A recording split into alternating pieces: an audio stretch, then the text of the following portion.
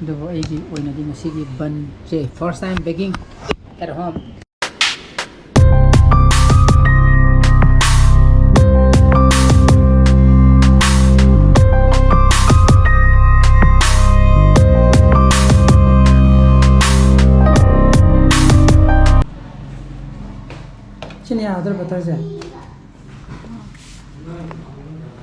Good morning guys, welcome back to my channel.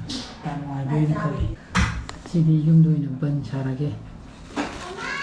Ban back to ko. Ban back to ko yung sa sarage. Sige nung ano ko dito. Milmer hap kaya nang ito ba? Milmer. Chini hap ito ba? Ako hindi. Ako siya. Ano do kaya kaya? Ito na siya ban sana ba sige do. Atanong tor khota na to busdi mana ngarang nang mo sema mo banay ko. Yeast ka haptana. Aduna koina pami ba size piece tu matung in oven gi tray da hape. Hapa sida ko jo hamba yan hana ban back to ni go yumda. Aduna kari pibum tarak to no happy to jo oren lumina kana khangani. Aduna sida happy sida ko amul gi butter tu ni hauna bana ko may hape. Sida mo happy na milk mate neba. Milk mate ko sanggo mo thoy dina. Ado ba ay chaning damina. Ani madi hapo no. Atay di hapo haire duga luar kanda oven da tray je hapsel le atuka magi setting to bum thokpa temperature maintain tawraga set tawraga luarpa plug ngaminare. Oi bandul ware. Ang toro. Ani yeast hapu mane khaga chili tawe eje kya hendra namo hawjara ba hawjun oh like that ai oina ti ai kya hawtre ko asi di chana bai pe ka hai to pone mini he magi second unit test ko muji october lo chale da na adana ngasi peka haito pone mit moigi adana parent chalaga moi subscribe nung yeng du ba adana moi ngasi suti thai ese no nan kino to budiam hawe koi pizza ni sem gre ba ko ai homemade chutney ai di ga chutney ai ga tomato sauce ka to dana homemade atani go ai phone da photo ro neng phone da photo ha pe ha pa ke ko chana pa photo couple hai je na adi koi mapan le ingredients mama koi leibam tanate chede to seme adegi mama na koi tomato gi koi sauce ha ga ke sa fa ga je seme to sauce seme ko adegi happy koi cheese pudi le ko cheese tumle ga shredded uhela do tomato nu adegi khra happy adi pure veg ki ta du toroga back toroga sagi bako madi dum hawki do aigi oinadi ngasigi ban je first time baking at home chi aigi oigi hawtra adani chan pa gi si choire juni na ma ya de chips te thama chips kino lebne kap nu da to biru ro ha hoi ta de ayu khara hupani na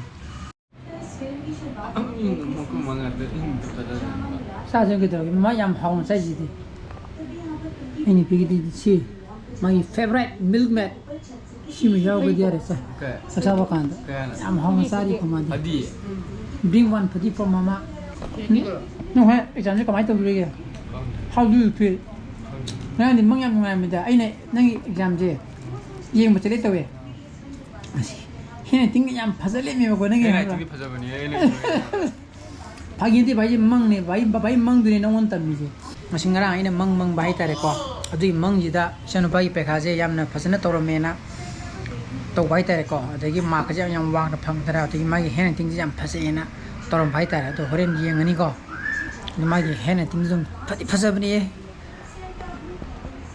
asana phase gi bu ya jabra ne ya je ya hoi da yeng ba tare no hen khong la sai chanu pa gi exam gi have to Dutani ko hojigina salisina tram chama khaide ama khay manung da yobo na haibne ba ado moi ngasi di report ka ti ber tu mandi ke ado harido answer sheet to check tawbagi oina haire ko aduna kamaini irami kamaini iramge khotke haibe na chingbudo modu check tawjau law yemu law haibagi ne ko aduna chalwa kanda urani na ko smaine iram me mo haru san pan oi ta di khangmo ngamani na ko aina ju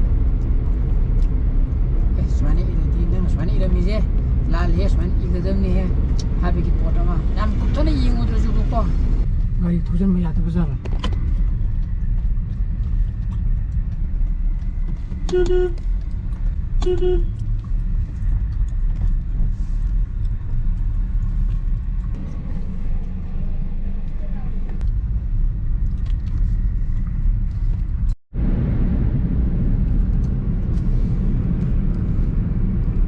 yang baru lah kok, hari magi yang subscribe memang duda, kari kemana iram ni, habis tu kuin uzar itu nak kok,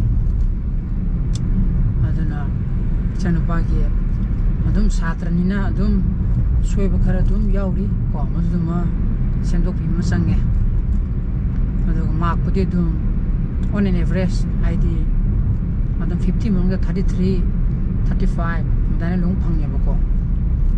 History gadi 17 phangaya ba handaki pekha ai test di aina angka khara tapi banatana atei te mata yeng dre ba kuma san dum leno mo pazagre ko thagapagi wajunatana ai yeng age handaki na adegi ayuki nung dangi hai gadra ai di pekha ma thari ko ai je revision to uta ya te ko habi ki bongonda pekha manung tadi ma phajana tau bre ko mudu madi yang thagani ngai wa sanu pa ko sanu pa ni na pung tha tha pe wa ju na ta ba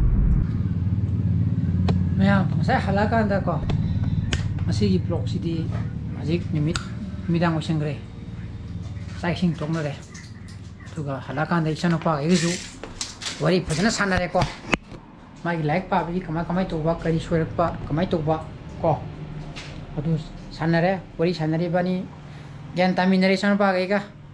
Kok? Gian tay kena. Gian tay. Aduna, hai di mana to kudam ni tu. Ini yang saya hai dina. Ma santai ki pekati. Aku ini mes ketang tak ati di ma thopa. Pahan jare bako. Aduna madu ki di yang fare ko. Adu iguzu. Musik lakada ba. Ani nak jam wali dana sih demo kau ini mau kupna senera ni ko senera pasti dia yengi angka dia ini takaya ni ko angka tu sen secara so ini angka di tak tiada dia mah ini ko hai ke pamina raga angka di tak pega kanj dani ko mayam na ai kaj da thar wa thoi mayam complain lai je khanga bi hamra andana mayam ai ngasi vlog de matai tu senjera ge hai bosu pam thoi di like to biramo share to bio anu viewers we begin subscribe to biramo ko misa pasal bio. So please be safe and be healthy. Bye bye. Good night. Ciao.